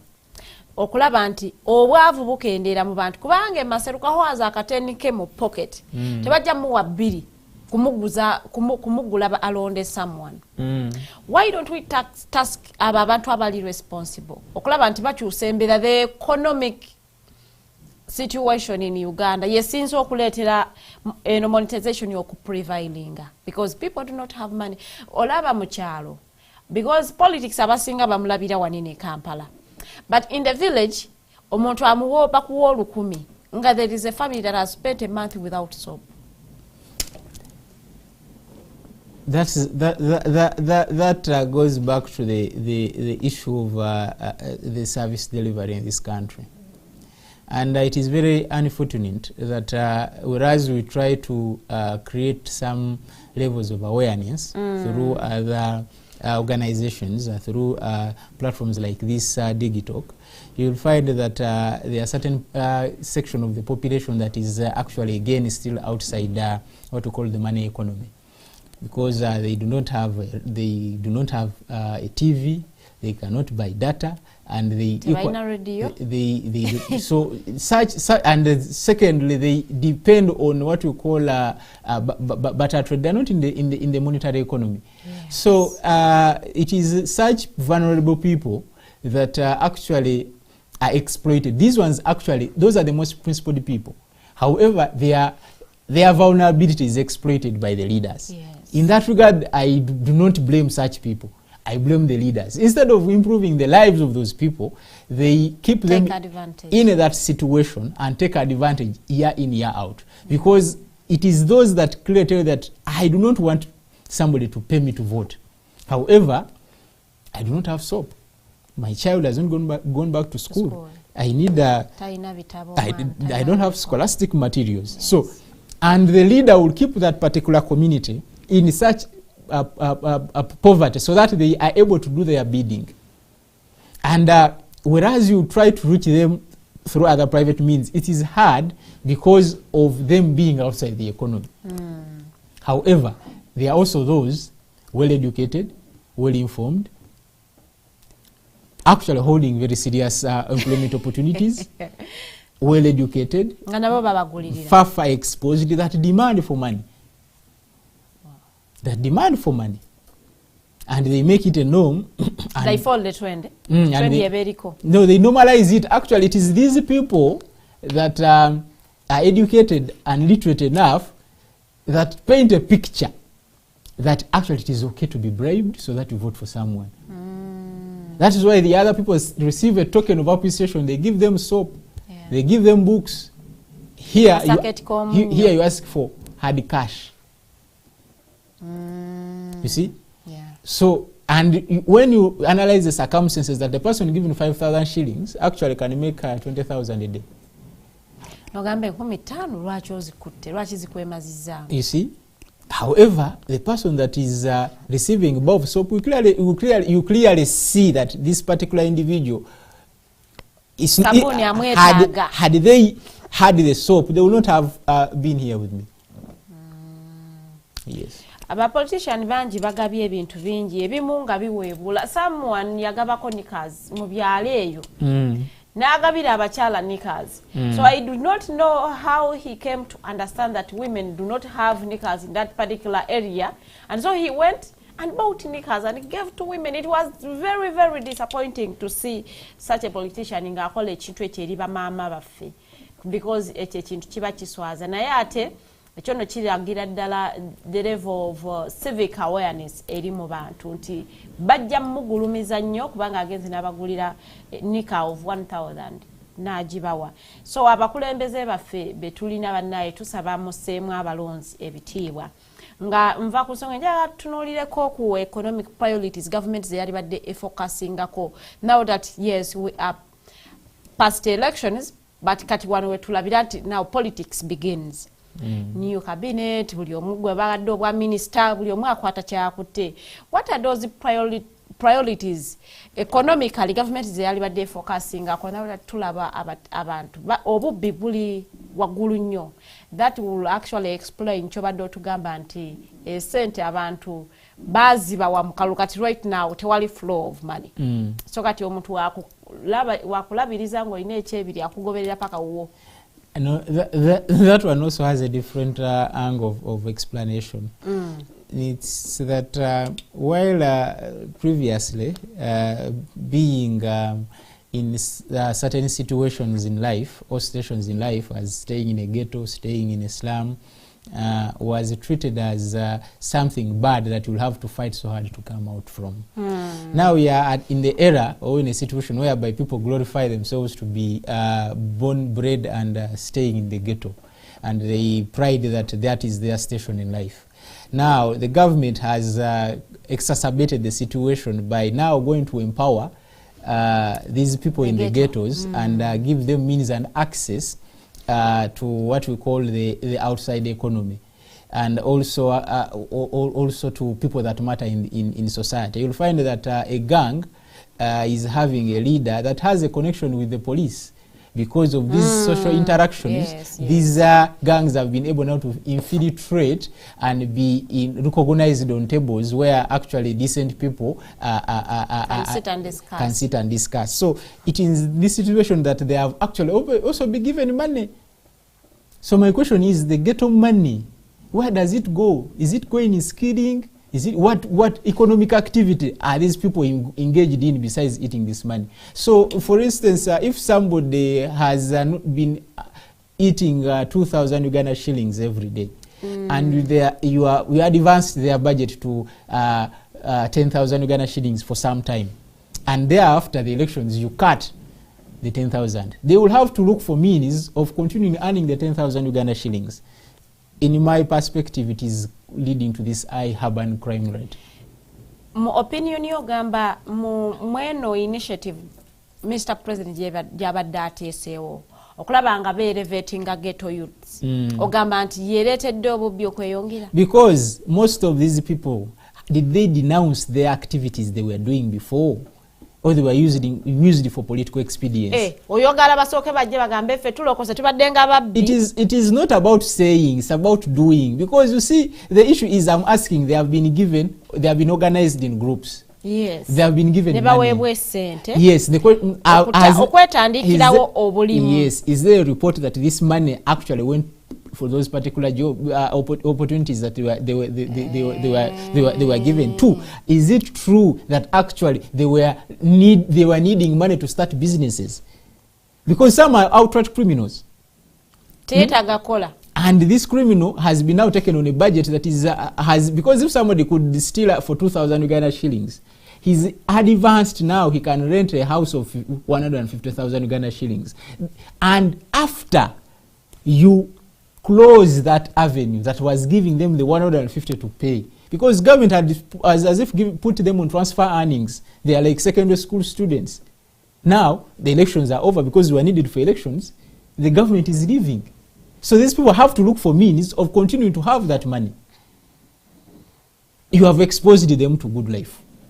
You have given them money that they have not worked for. Some have not used that money usefully. Yet they have to still living the lifestyle they have acquired. Do you so realize nti abana bana abomu ghetto naddala abo abakola emisango eminene bagamba nti fete tulina mirimu mwagala tuliewa. So now the government comes in and says we are giving you a startup capital for you okubeerako ne kyewokolera, because the government will not employ everyone. It takes me back to the question asked, what should be the priorities? The priority should be in skilling people. It is not because... But we should, at that point, we should actually thank the government. It is doing its best to skill. You see, the government's intervention is mostly in people organizing circles, parish development model. These are money releasing avenues. Skilling Uganda. The skilling they were talking about, there are some skilling projects of girl, child, blah blah. Yes. I am telling you, skilling the population is beyond what you are trying to allude to. Secondly, before giving people money through a circle, through PDM, is there a basic form of training that actually informs them of the unrealistic or idealistic proposals they have made that they want money for? Or it's about registering, being part of a particular organization or circle, and you receive the money. You receive the money, so it is a so these ghetto youths may want jobs, but if you put many in the room and say, what kind of job do you want, you will find that you don't have a specific answer because they are not adequately skilled for the job market. So, singo obera gwe, so that you are in that position, tasked, okulabanga oyambako babana ba ghetto. What priorities would you actually focus on? Because Kale Tugambenti had a wrong approach. What approach would you have, alternatively to what the president had? The first approach is the identification of these particular groups of people. There are those that actually are in the ghettos, but skilled and well nurtured. Two, fighting what we call drug abuse in those communities. Three, skilling these communities to tailoring skills that are within their areas of locality, because you cannot rise up and say we are going to skill because you are going to skill people in the ghetto, for instance, and their major occupation is, for instance, you find somebody is having a chapati stall, somebody is running a small shop, somebody is selling juice, a chalk stall, yes. Now, for you bring a skilling project that is telling them now bricklaying, poultry, you see, being a florist. So all those things there must be identification and understanding of the current station in life of the people you want to empower. You can only empower them by improving on what they are currently doing, not the reverse. Not giving them a new skill. Not giving them something new, because most of them, this something new is not sustainable. Most of them are talented. and they are only, they need exposure to exhibit their talents. They are footballers, they are musicians, they do all sorts of talented activities. However, when you come with a skilling project, secondly, there should be recognition that crime is crime. It should not be proud. One should not pride that, yes, because I'm in the ghetto, I'm untouchable. Chibanda. Yes. No, there must be recognition that, yes, I am in this situation because of circumstances that are beyond my control, but I want to denounce or to not to be part of this. Because you cannot tell me that you're empowering people to be and to continuously stay in the ghettos. One time I had thought that everyone in the ghetto is a musician. Because that is thank you so much. When they talk about ghetto, some people may believe, because of the current intervention, some people may believe that we are talking about musicians, and you are right, but there are people doing other things indecently.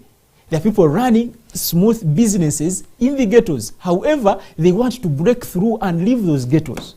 That is why Baba Wadde skilling in Uganda. Ntigwe ale mu ghetto. You are looking to live a decent life. Take advantage of the initiative that is being put in place. Gendo you get skill. Add on what you are doing of overenti wejamu ghetto.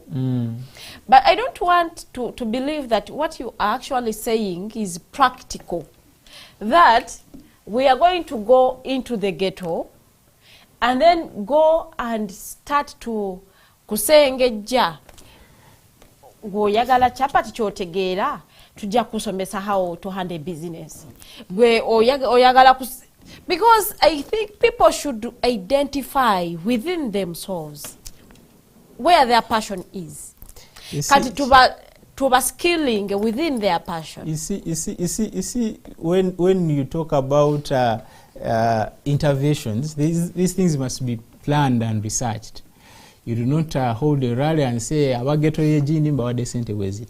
Abajini mba desente wezit. Of course, the money will come, but there will be no impact or improvement in people's lives. So it sounds unrealistic, but it is feasible. Because if somebody is a musician, you cannot turn them into a footballer, however much you may skill them.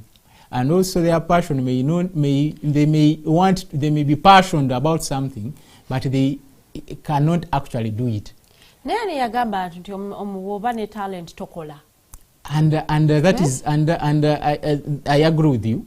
And I agree with you, and that is a problem that we are having in most of some urban areas that are presumably called ghettos, that most of the breakthrough talents outside there, they do not know anything beyond their talents, which is actually wrong, because talent takes you somewhere else so that you are in a position to actually, talent gives you the capital to establish a business foundation. So all these things must be inculcated into these people.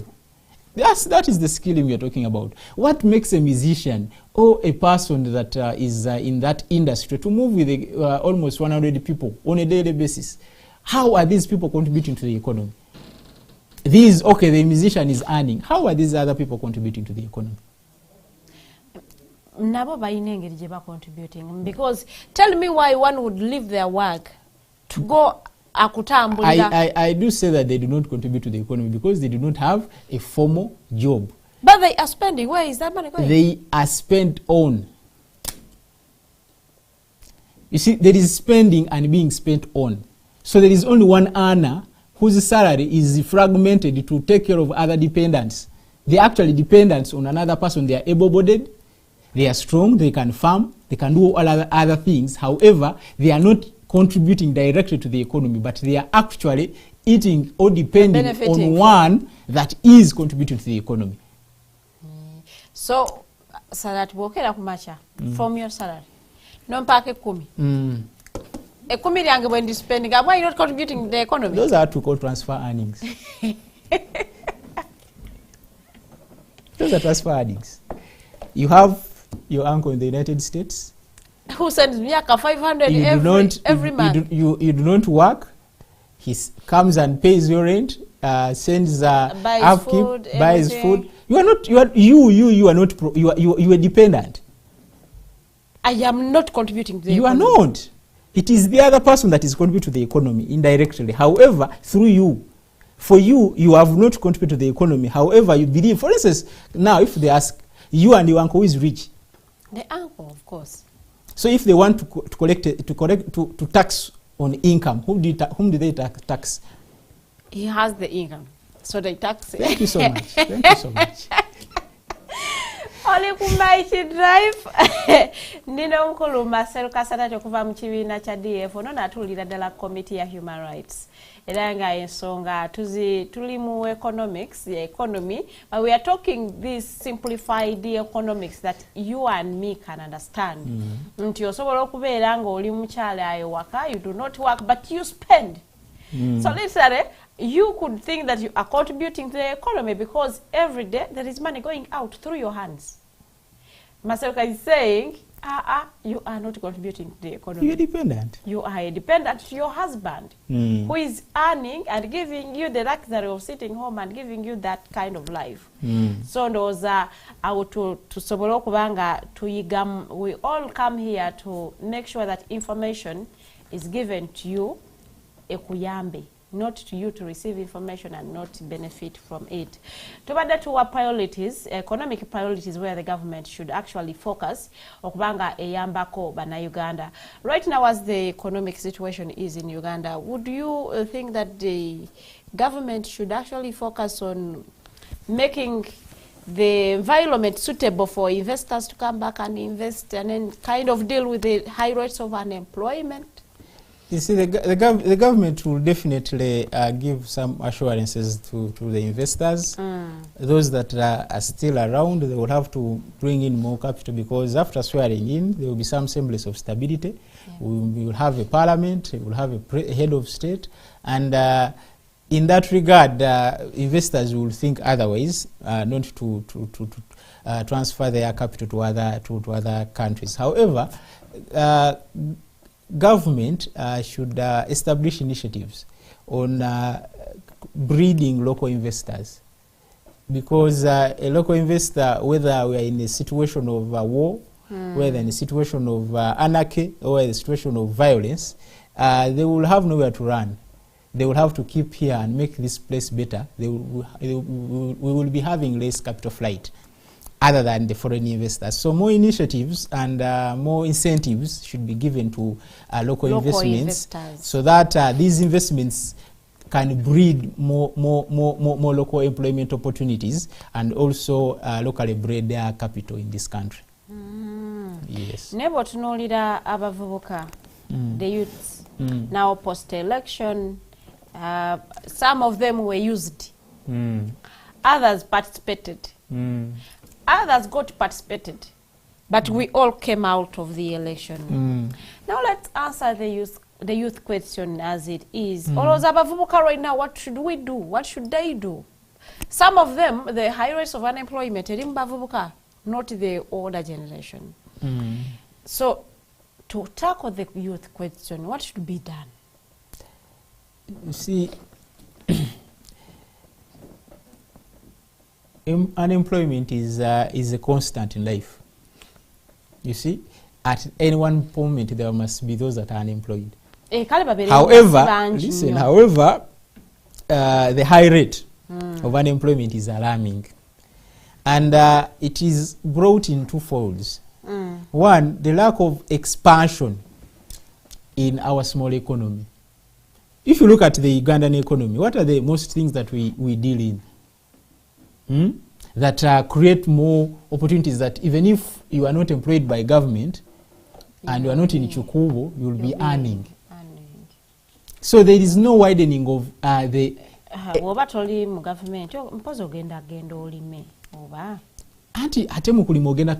Because the issue is the sector that you are talking about would have employed many people. Yes. However, it is defunct that if I grow my coffee, I will have to compete with 1,000 others.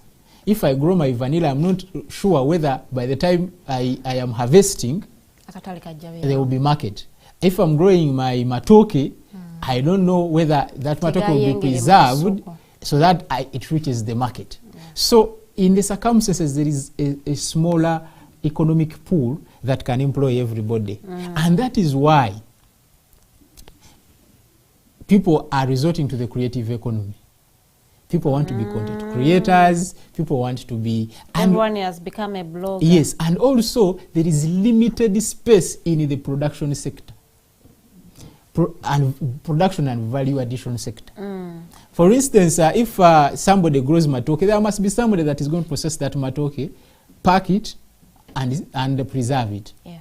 However, the level of intervention in value addition and the expenditure in establishing such factories is high. So the most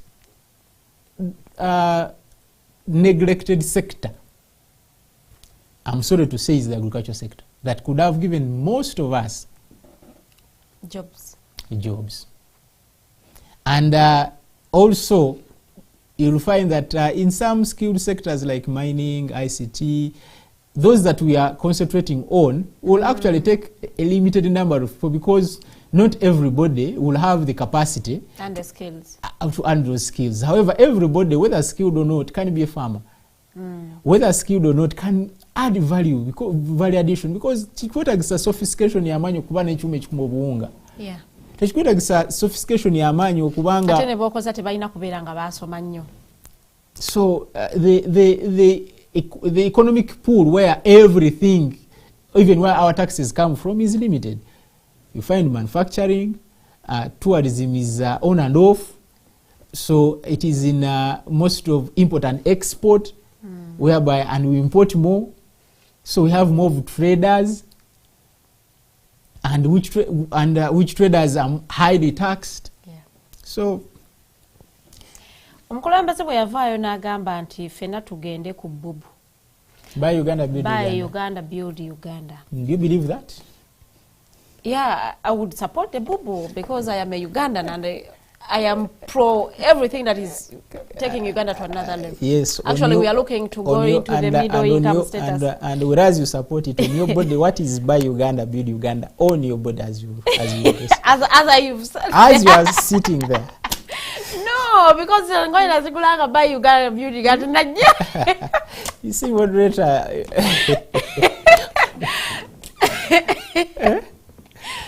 Buy Uganda, build Uganda.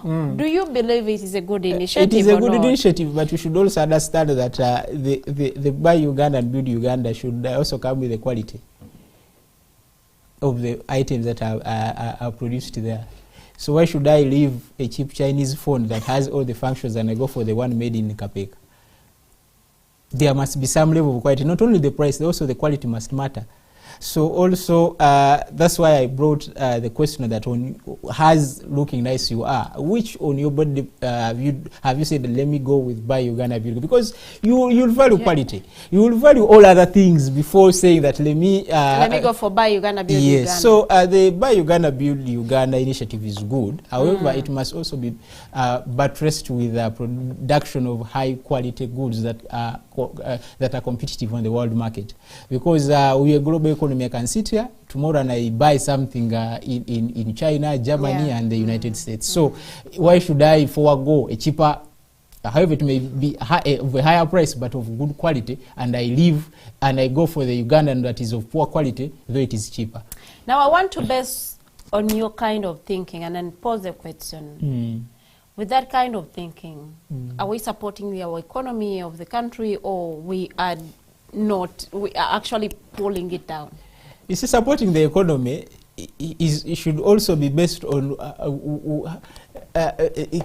feasible and realistic measures. I would like to support the Ugandan economy, but why should I buy a car from Chira V and leave a car from Japan?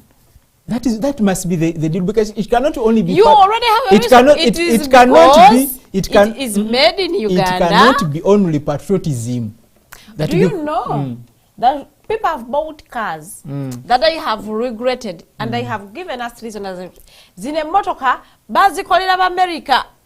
Yes. And then those cars are in Uganda. Yes. And yes, the question is, let we move slowly. Kiravi makes vehicles. How many vehicles are on the Ugandan roads whose spare parts of Kiravi are in our shops? Spare parts of those Kiravi vehicles.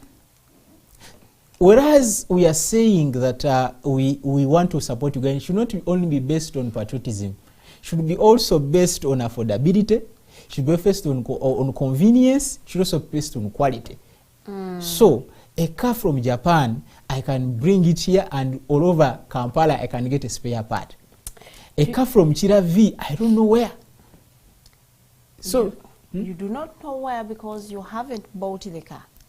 Do you agree that feedback is really very important? That if you buy a phone that has been assembled in Uganda, because we don't make phones, we only have spare parts from the factory, and then we assemble here. We can give feedback, and the feedback moves very well with quality. It is poor quality. It does have a funny audio. It does this. It does that. So it helps those that are assembling or those that are trying to manufacture to work towards your interests as the consumer. Thank you so much. That is exactly what I'm saying. For instance, if you are you're a lawyer, it is not, you're not going to market yourself moving with the billboard that I'm a lawyer. But the service you provide to one client recommends it to another. So if a person buys a Ugandan assembled phone and it is quirking, poor network, will that person advise any other person to buy a similar phone? They will actually say, I better buy an expensive phone from China. Now, that's what I was saying. I do not know where I can purchase the spare parts for Kiravi because nobody has ever given me a good recommendation. Because the circles I associate with, I've never seen anyone driving a vehicle from Kiravi. Am I to blame? No. If you are driving a Japan-made car, you will not know where to find spare parts for Kiravi. Because that is not your interest. That is why I say that the level of quality of Kiravi should also be on the international standard. It should not only be because I'm a Ugandan that I must buy a Ugandan. It should also show that it is competitive on the world market. It is also not fair to compare an itel with an iPhone. It's not fair. It is really, and somebody will say that's why they have an iPhone and an itel, but they will not forego one for the other. Okay, so in that kind of situation, how do we boost our economy? The economy is at what we are speaking of is at free fall, whereby people are investing, not investing. Also, the demand in the market for such produced items is low. There is no consumer demand or strength to buy or demand for most of these locally produced products because the people do not have the money. So you cannot create very many vehicles of Kiravi whereby there is no purchaser for them. You cannot create a factory. For instance, Kenya has a higher purchasing power because the economy of Kenya was built on a salary scale basis, whereby everybody, regardless a business person or not, has an employment somewhere. At the end of the month, they are expecting some money. Here, we do not have that semblance of a structure. Some people are...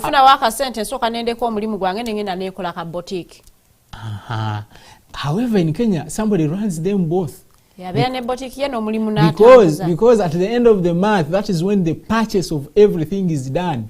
Or at the beginning of the month. That's why you'll find that people are able even to have credit cards.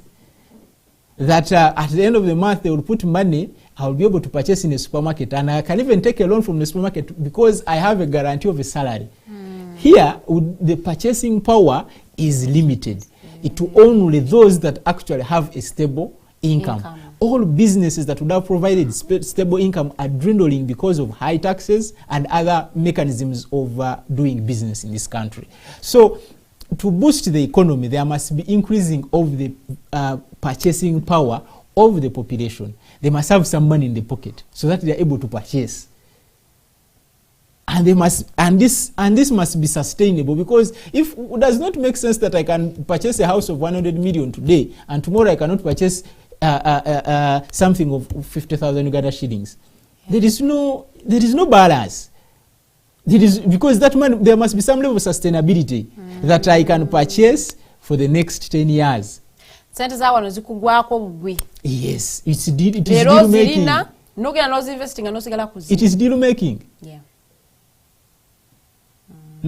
However, in other economies, people have a salary. Even if it is in the private sector, they earn on month end, month beginning to give stability, to give a follow-up on that. At least I have earned this throughout the year. There are some people that don't know how much they earn in a year, but they have properties. Kubanga guno mwezi asobola okufuna milioni 3 oguddako n'atafuna. Ne waitawo myezi 3 n'afuna milioni 10. You cannot tell exactly how much you earn in a year. Yes, so their purchasing power is also fluctuating. Today they can purchase, tomorrow they cannot. The other day they can purchase even at a higher rate. The following day they cannot even purchase at all. So the economy will be always in that free fall. So how do we solve that? Well, economy, because it is stability of business in this country. There must be a stable intervention to make business stable. Why should most of the businesses die at an infant stage? Some brilliant ideas are frustrated because of the bureaucracies in one registering, running, and maintaining a business. Okay. If you are not frustrated at registration, you are frustrated in taxation, you are frustrated in payment of rent. So in that situation, secondly, also the real estate industry should also diversify. It should not construct spaces for only retail and wholesale trade. There is manufacturing. Yeah. There is warehousing. There is the hotel industry. However, you reach the entire Kampala, nobody can rent. If not offices, we can only rent for retail. Yeah. So what if I want to put a mega industry, for instance, in Nakao? You see?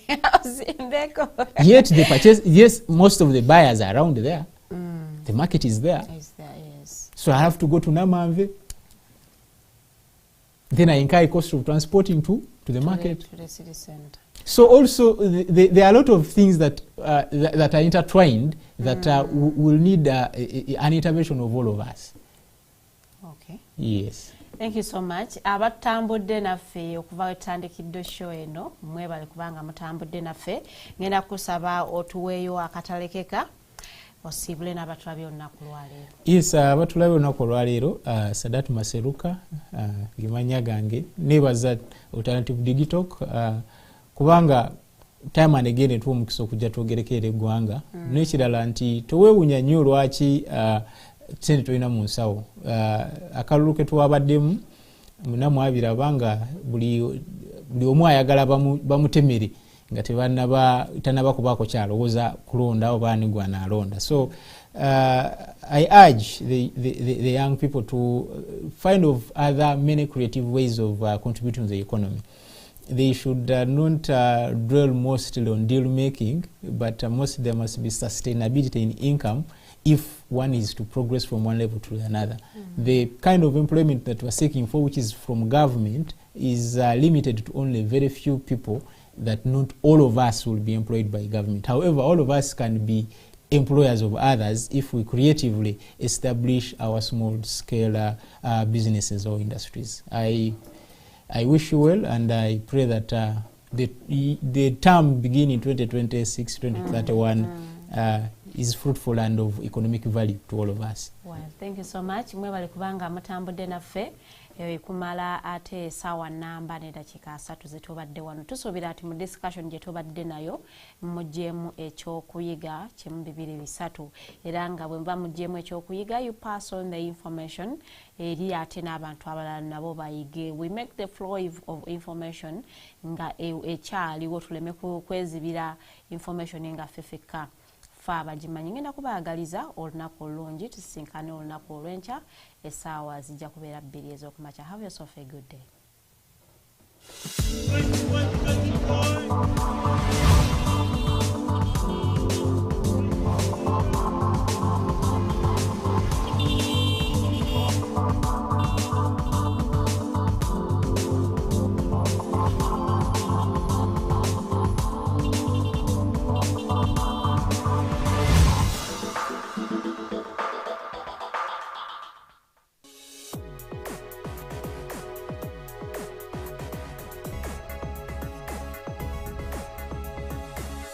The Alternative Dig Talk.